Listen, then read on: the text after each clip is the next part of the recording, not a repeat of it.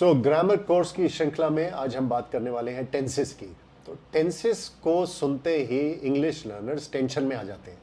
Tense एक और word भी है जिसका अर्थ है चिंताग्रस्त, लेकिन चिंता की कोई बात नहीं है, टेंशन लेने की कोई बात नहीं है। हम जितनी सरलता से टेंसेस को सीखेंगे एक ही बार में आपके कॉन्सेप्ट सारे क्लियर हो जाएंगे। तो चलिए शुरू करते हैं आज का वीडियो। टेंस जो शब्द है वो आता है लैटिन के टेम्पस शब्द से। ये लैटिन का टेम्पस शब्द, इसका मतलब है टाइम, या ओल्ड फ्रेंच के टेंस शब्द से, जिसमें कि इंग्लिश में ये शब्द आया टेंस। तो यानी कि टेंस हमें बताता है समय के बारे में, और टेंस का जो व्हीकल है, जो मीडियम है, वो बनता है वर्ब। तो चलिए अब टेंसेस के बारे में सीखते हैं। टेंसेस तीन प्रकार के होते हैं, जैसे कि आप जानते हैं। One is the present tense, यानी कि वर्तमान काल, पास्ट टेंस भूतकाल, और फ्यूचर टेंस भविष्य काल। और इन तीनों के नीचे ये चार कैटेगरीज होती हैं, जैसे कि present simple tense, present continuous tense, present perfect tense and present perfect continuous tense. इसी तरह से पास्ट और फ्यूचर में भी ये चार टेंसेस होते हैं। तो कुल मिला के हमें 12 टेंसेस सीखने हैं। लेकिन खुशी की बात यह है कि जो फ्यूचर परफेक्ट कंटिन्यूअस टेंस है उसका प्रयोग नहीं होता, क्योंकि वो बहुत ही ऑकवर्ड टेंस है। तो that leaves us to only 11 tenses. लेकिन जैसे कि 80-20 रूल है कि कुछ टेंसेस हैं वो बहुत ज़्यादा प्रयोग में आते हैं, तो उसके बारे में भी हम इन वीडियोस में बात करने वाले हैं। आज का जो वीडियो है वो पार्ट 1 है इस सीरीज का। इन टेंसेस को हम 3 या 4 वीडियोस में कवर करेंगे और बहुत विस्तार से कवर करेंगे। तो आज हम बात करने वाले हैं कंटिन्यूअस या प्रोग्रेसिव टेंस के बारे में। तो जैसा कि ये नाम बता रहा है, कंटिन्यूअस मतलब जो निरंतर हो रहा है, तो इसमें वर्ब प्लस आईएनजी फॉर्म लगती है, इसको प्रोग्रेसिव भी कहते हैं। तो आज हम सीखेंगे present continuous tense, past continuous tense और फ्यूचर कंटिन्यूअस टेंस। तो चलिए शुरू करते हैं।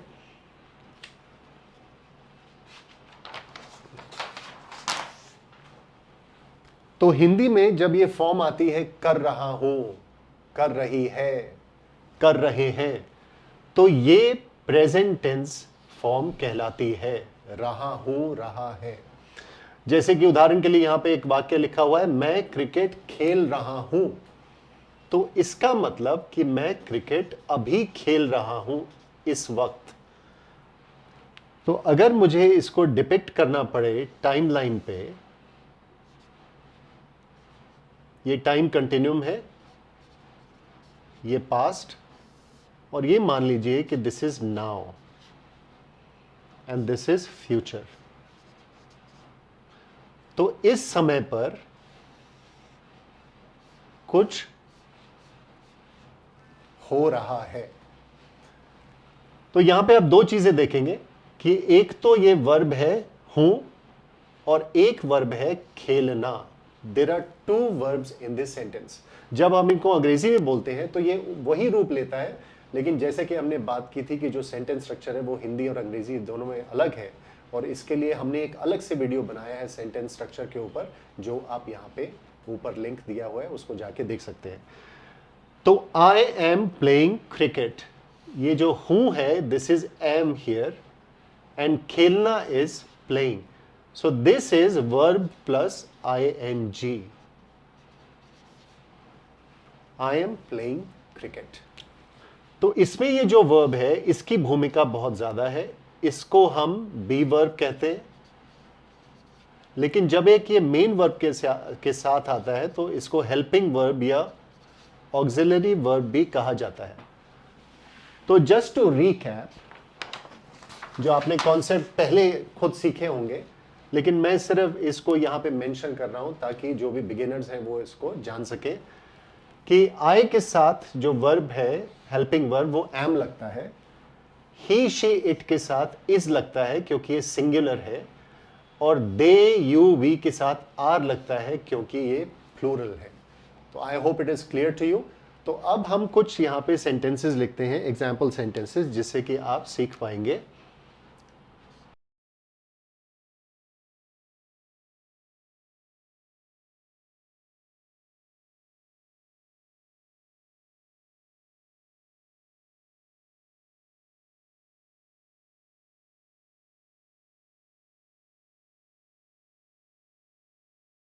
These are some example sentences for you to understand the present continuous tense. इसमें वर्ब के साथ ing लग जाएगा। तो ये जितने भी सेंटेंसेस यहां पे हैं, ये आपको ये बता रहे हैं कि समथिंग इज हैपनिंग नाउ। तो ये पहला यूज है प्रेजेंट कंटिन्यूअस टेंस का, प्रेजेंट कंटिन्यूअस टेंस का। इसका जो दूसरा यूसेज है वो ये है कि I am reading, I am reading a novel,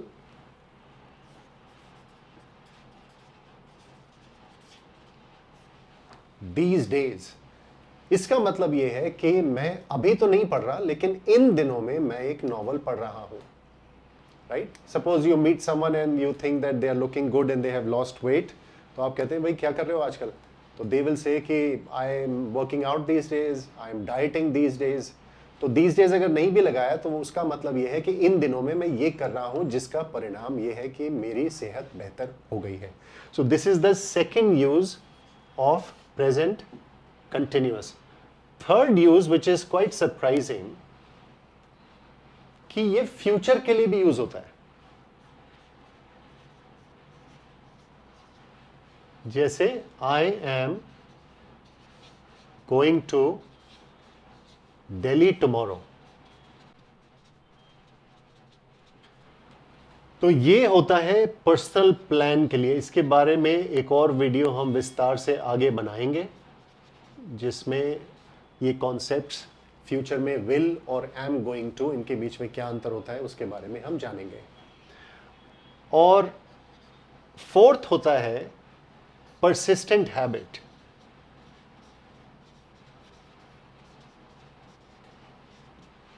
persistent habit का मतलब हुआ मोर देन नॉर्मल।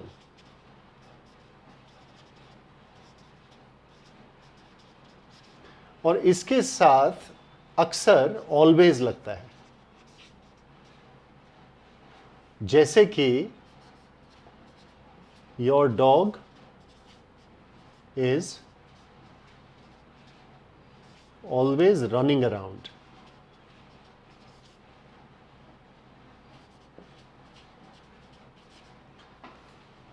तो जैसे डॉग्स होते हैं वो भागना पसंद करते हैं, लेकिन यहां पे ये एक परसिस्टेंट हैबिट है which is always running around. आपने पेरेंट्स को कहते सुना होगा, टीनेजर्स को, कि यू आर ऑलवेज स्लीपिंग। तो इसका मतलब मोर देन नॉर्मल। तो आई होप ये आपको क्लियर हो गया होगा।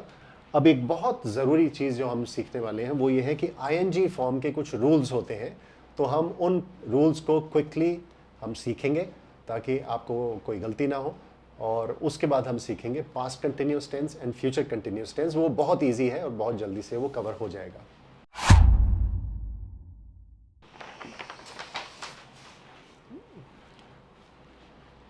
तो आईएनजी फॉर्म जो है वर्ब की, वो बहुत इजी फॉर्म है, और इसीलिए जो कंटिन्यूअस टेंस है वो सबसे आसान है सीखने के लिए। लेकिन कुछ रूल्स हैं, वो हम अभी सीखेंगे ताकि कोई गलतियां ना हो। सबसे पहली बात कि जो बेस वर्ब है, यानी किसी भी वर्ब की जो प्रेजेंट फॉर्म है, उसके आगे हमें सिर्फ आईएनजी ऐड करना है। जैसे सिंग, ये प्रेजेंट फॉर्म है, बेस फॉर्म है, इसको इन्फिनेटिव भी बोलते हैं। इसके आगे हमने सिर्फ आईएनजी ऐड कर दिया तो ये कंटिन्यूअस फॉर्म बन गई। सिमिलरली रीड का रीडिंग, ये सिंपल कंटिन्यूअस फॉर्म बन गई। अब दूसरी चीज देखते हैं जहां पे कई बार गलती होती है, वो ये है कि जो वर्ड्स हैं जो ई से एंड करते हैं, और ये साइलेंट ई है, मेक, तो इसमें हम ई को एलिमिनेट करके उसके साथ आईएनजी लगा देते हैं। जैसे मेकिंग, राइटिंग, बोरिंग। तीसरी चीज ये कि जो वर्ड्स आई ई से एंड करते हैं, जैसे डाई या लाई, इसमें हम आई ई को एलिमिनेट करके y प्लस ing कर देते हैं।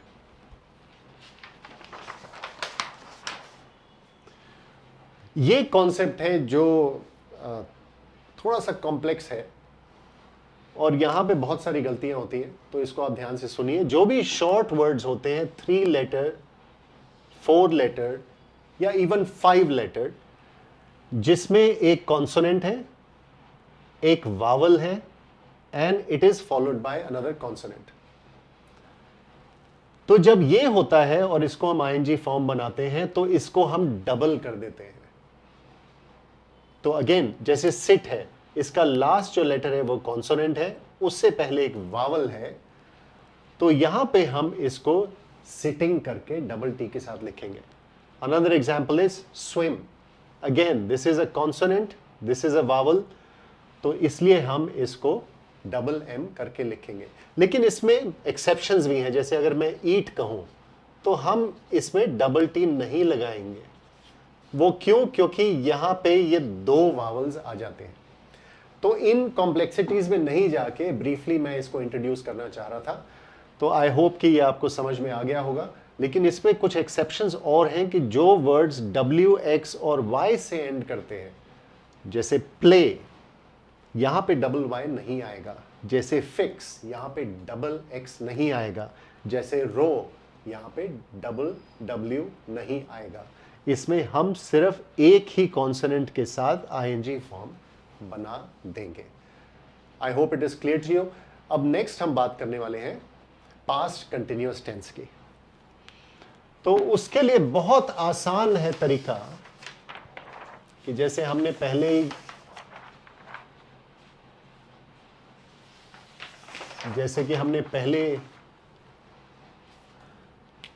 ये ऑक्सिलरी वर्ब्स की बात की थी, तो दिस इज प्रेजेंट,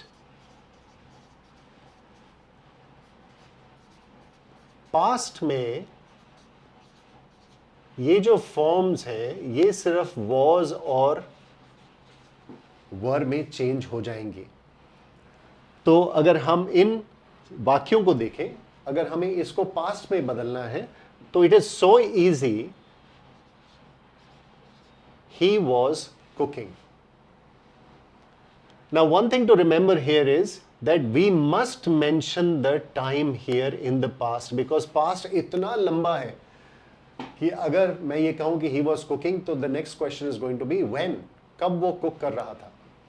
तो मुझे यहां पे इसके साथ एक समय देना पड़ेगा that he was cooking yesterday at 1 p.m.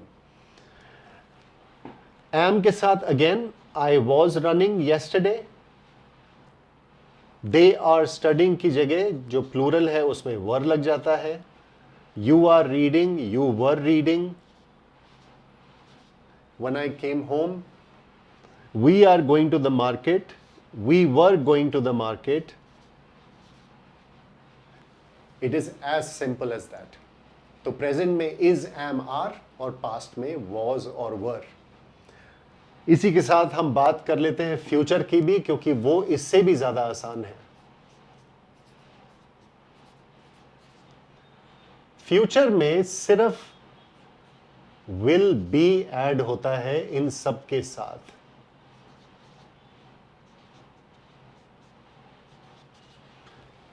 और चूंकि फ्यूचर भी बहुत बड़ा असीमित हो सकता है, तो यहां पे भी हम समय के बारे में बात करते हैं। तो time is a big factor for both past and for the future, क्योंकि प्रेजेंट में तो ये क्लियर है कि मैं कोई काम अभी या इन दिनों कर रहा हूं। तो अगर हम इन सेंटेंसेस को फ्यूचर में बदलते हैं तो हम कहेंगे he will be cooking tomorrow, I will be running tomorrow morning, they will be studying tomorrow, you will be reading in the evening, and we will be going to the market this evening.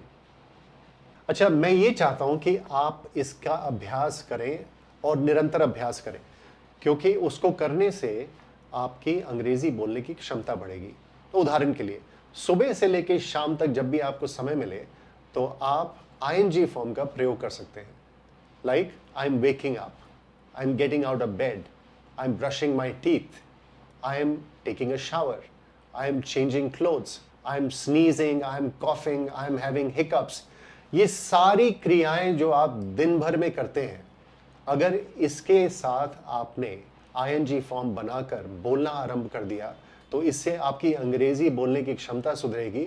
दूसरी चीज, आपको उन शब्दों का पता लगेगा जो आपकी रोजमर्रा की जिंदगी में इस्तेमाल होते हैं, और ये आपके लिए बहुत बेनिफिशियल होगा if you want to improve your English in a very short amount of time.